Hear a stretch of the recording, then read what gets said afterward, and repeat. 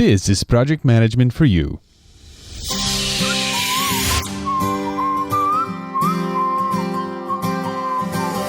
Are you a solopreneur, individual, or small business owner who struggles with ideas and lacks converting those ideas into reality? Do you underpromise, afraid you won't deliver? Learn the least you need to know to start your path of turning ideas into reality and delivering on your promises. Each episode is designed to help you get things done. Welcome to Project Management for You with Cesar Abade.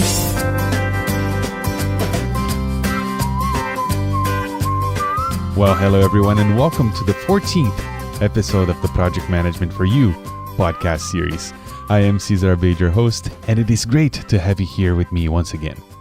On this show, I bring you my conversations with some of the best project managers I know as we try to break down and explain project management to you so you too can start turning your ideas into reality, delivering on your promises, and getting things done by using project management principles and ideas. Now, as you know by now, as this podcast is airing, I'm using my own experience as a project manager and a lot of the insights I'm gathering here in this series to write a book called Project Management for You. And so be sure to visit projectmanagementforyou.com to check out the crowdfunding campaign I'm running to help me with the costs of self-publishing. As of today, as I record this podcast, the campaign is 93% funded, which is fantastic. So if you are one of the backers, one of the many backers, I'd like to thank you for your support and for your vote of confidence to me on this project. It really means a lot to me. Now, if you've been enjoying this series and you'd like to contribute to the campaign as well, just go to projectmanagementforyou.com and you'll see all the options there. I try to make it very easy and accessible to everybody. Now, this campaign is going to run for the month of October 2014, and it's going to end officially at the end of the day, November 1st, 2014. So if you're listening during this time, I would really appreciate your support. Again, projectmanagementforyou.com, and you can see all the details there. Now, today I bring you the sustainable Rich Maltzman, and we will break down project management and explain it to you. Rich Maltzman is an engineer since 1978 and a project management practitioner since 1988.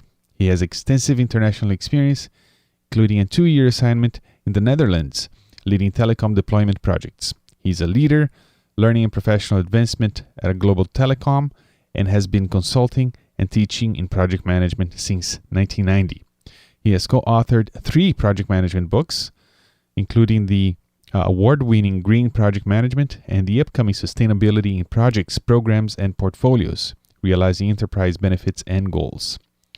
He is a past Vice President of Professional Development for PMI Mass Bay and teaches project management courses at Boston University, Curry College, and the University of Massachusetts in Boston.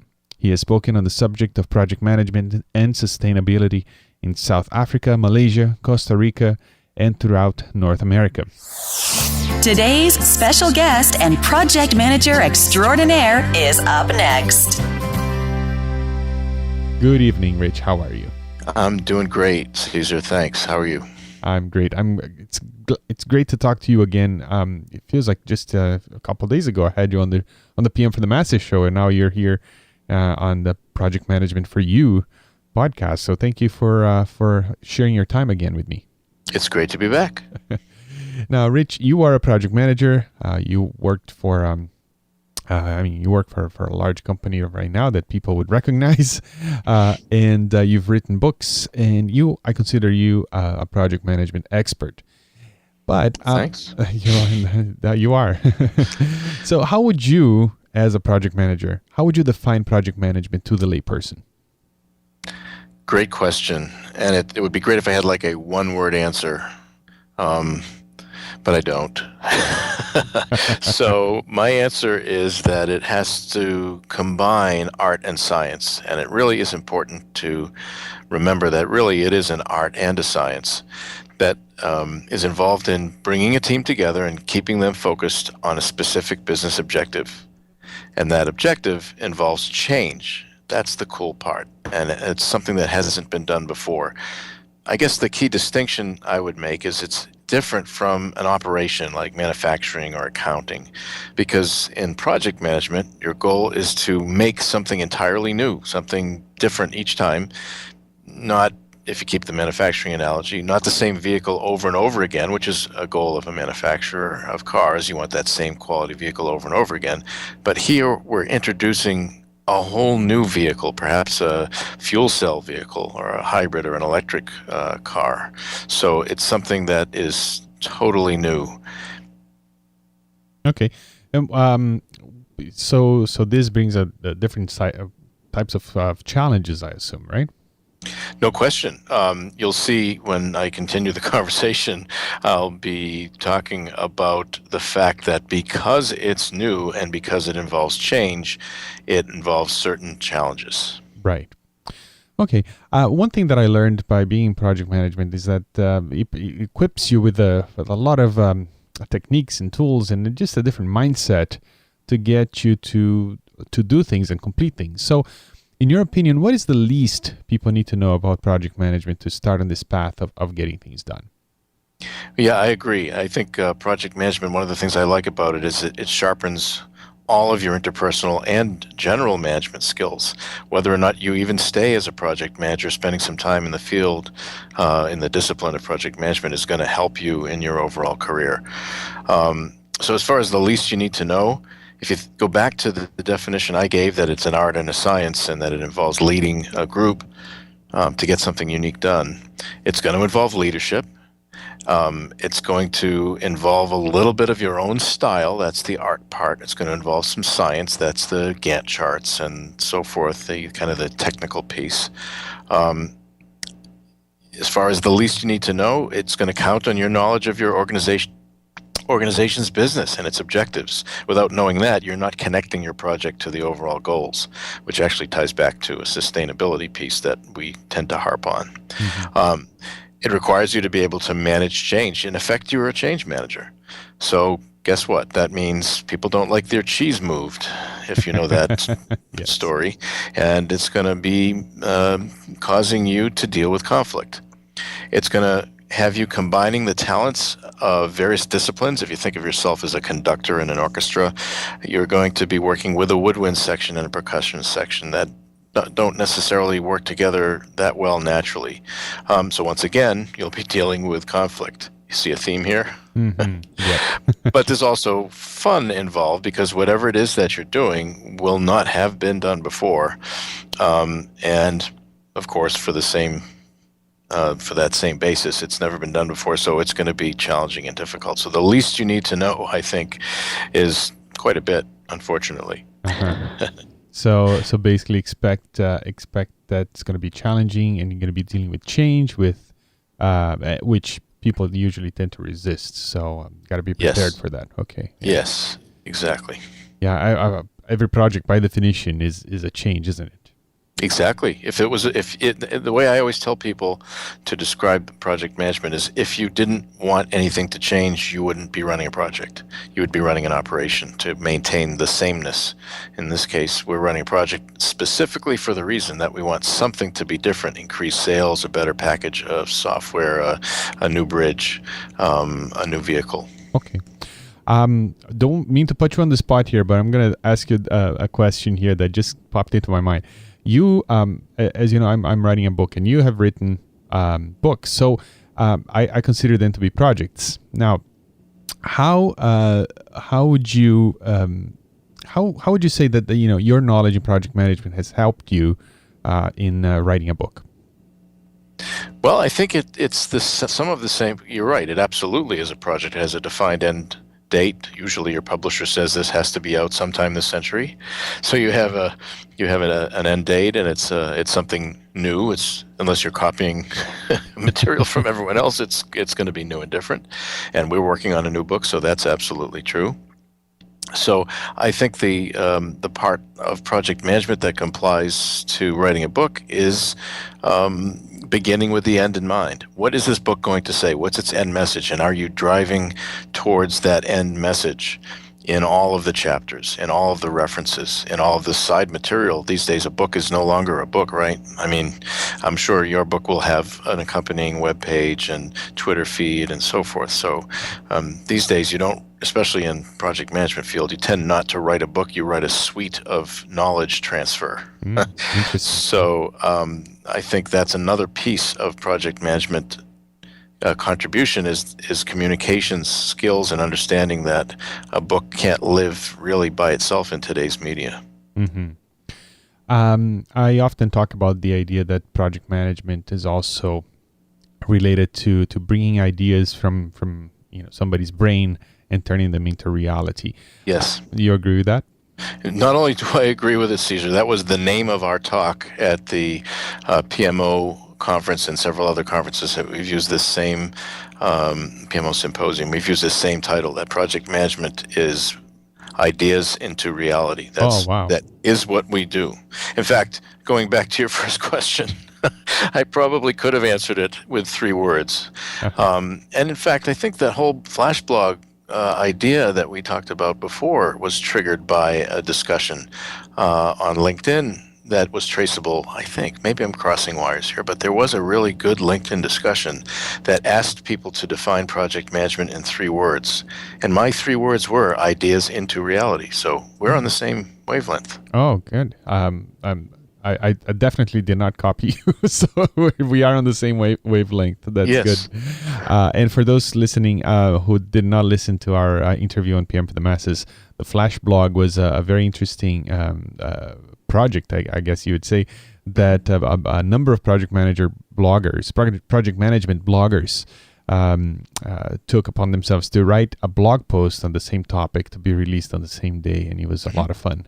We did it last year, I think, and Rich and I were part of it. So that was definitely a project. It was an idea in somebody's mind, and then it became a reality. So now, yes.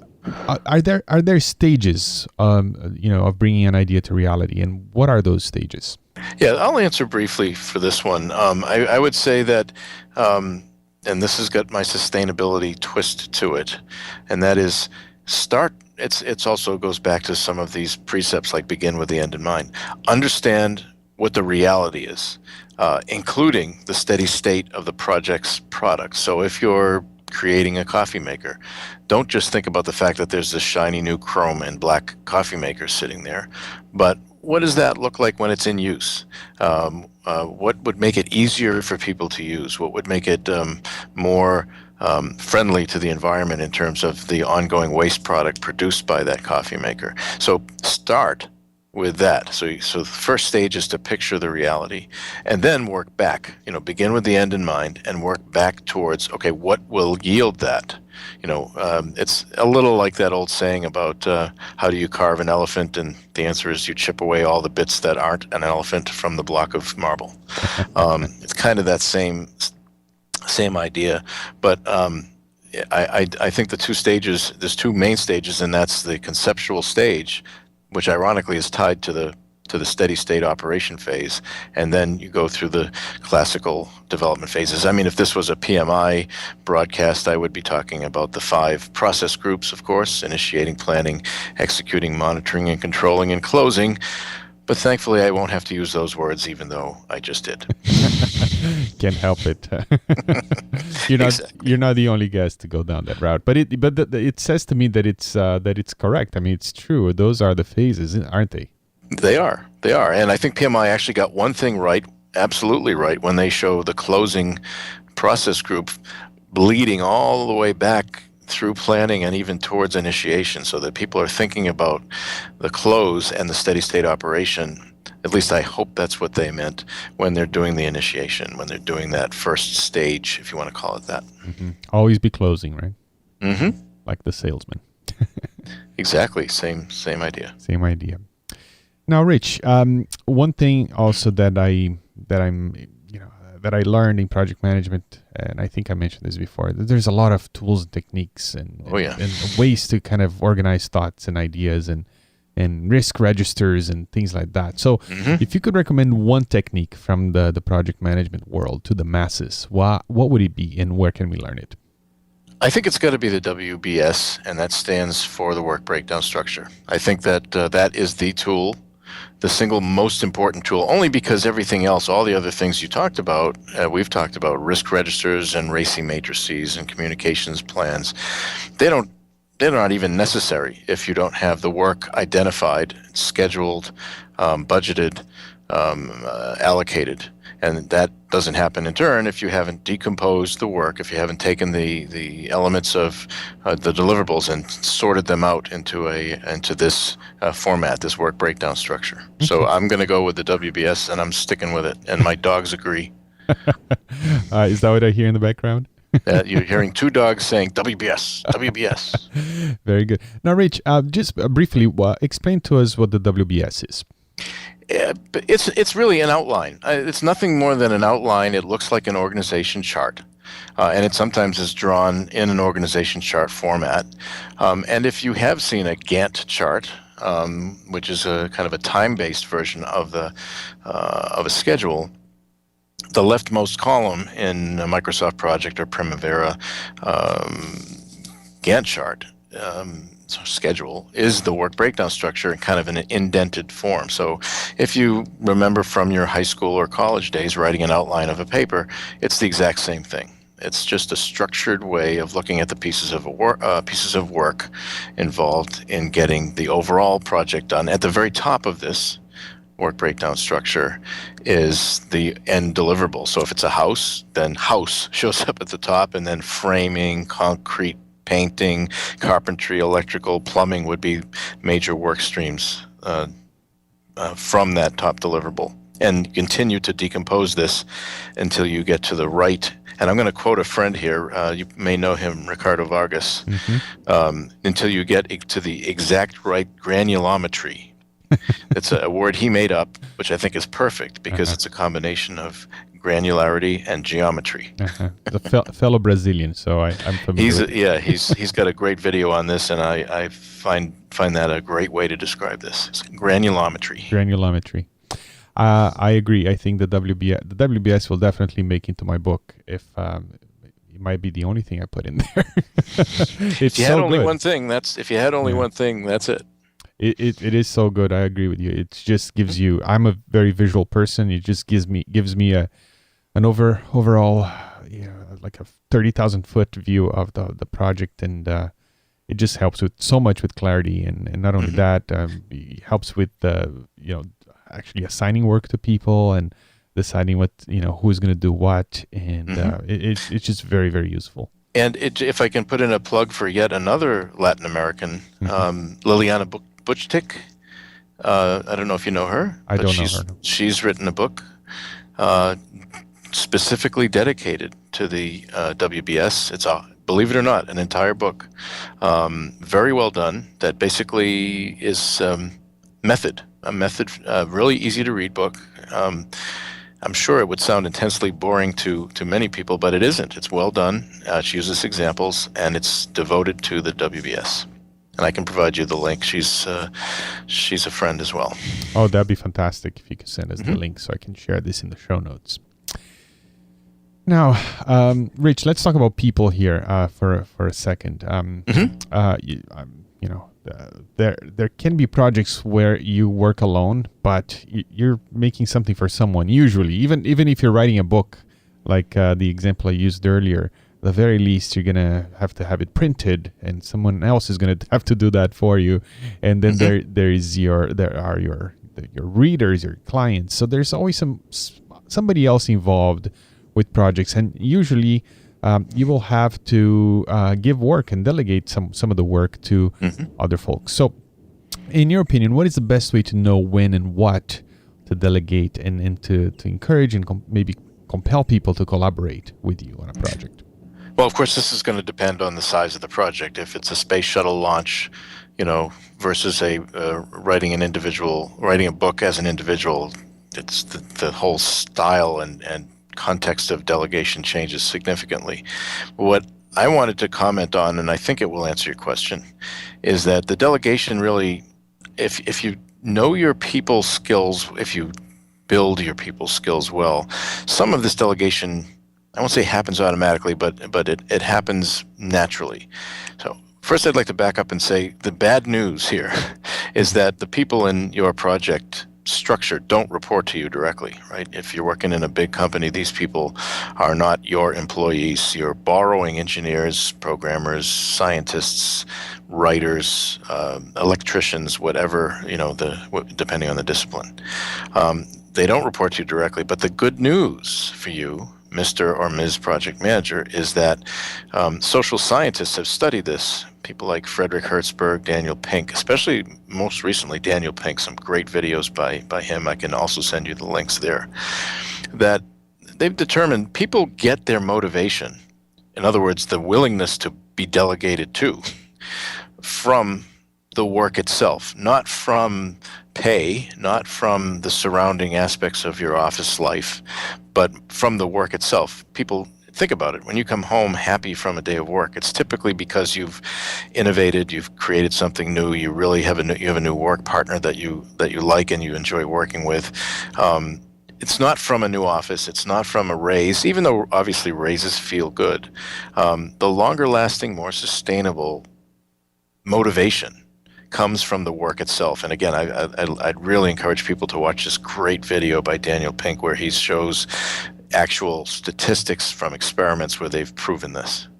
So to your point about delegating, if we do a really good job of understanding what excites people, they'll happily take this delegation. Sometimes they'll grab this delegation from you. You may have the opposite problem, to get the needed project work done for you and for the rest of the team. Perfect. That's very, very, I mean, it makes a lot of sense. And and I've been there, it happens sometimes. Yes. When it's, you communicate the importance of the project, but also the importance of each individual, and then they will take it from you and ask for more. Yeah, and I just one kind of closing point, at least for me, a closing point on this is that is important. The role they play and the contribution that they're playing, that they're giving to the project is really, really important for them to know. Because when you delegate, go make this yellow square with 3 holes in it, if they don't know where that fits in or how it contributes to the project, chances are the holes will be in the wrong place. They won't enjoy doing it.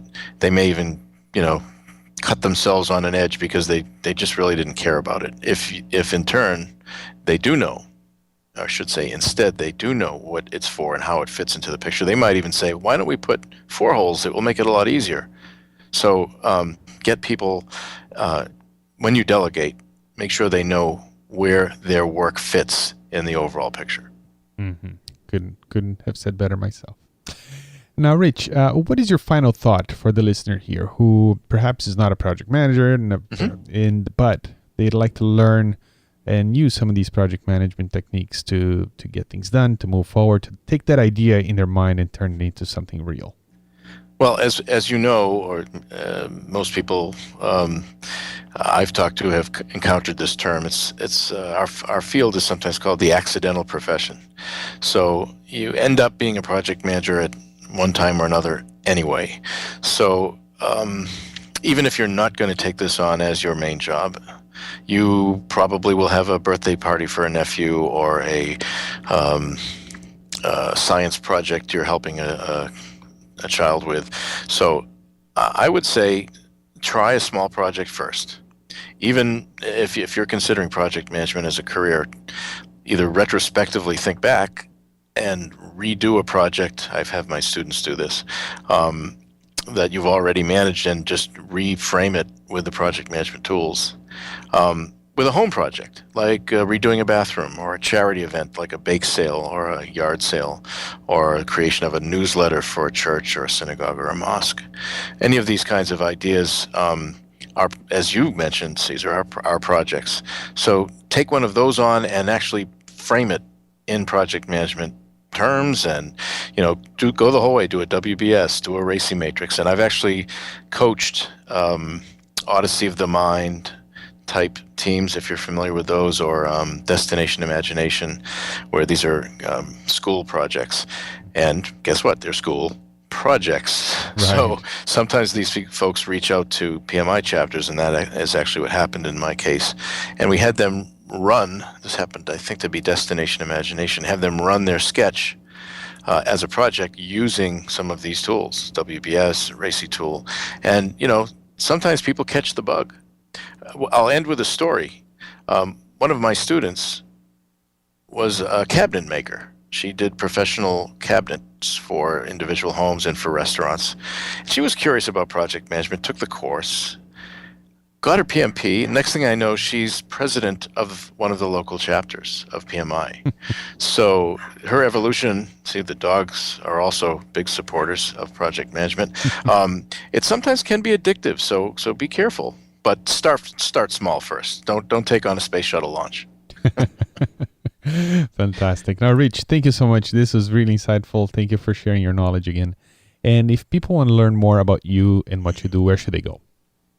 I would say to go to the site that I'm the most passionate about, which is EarthPM.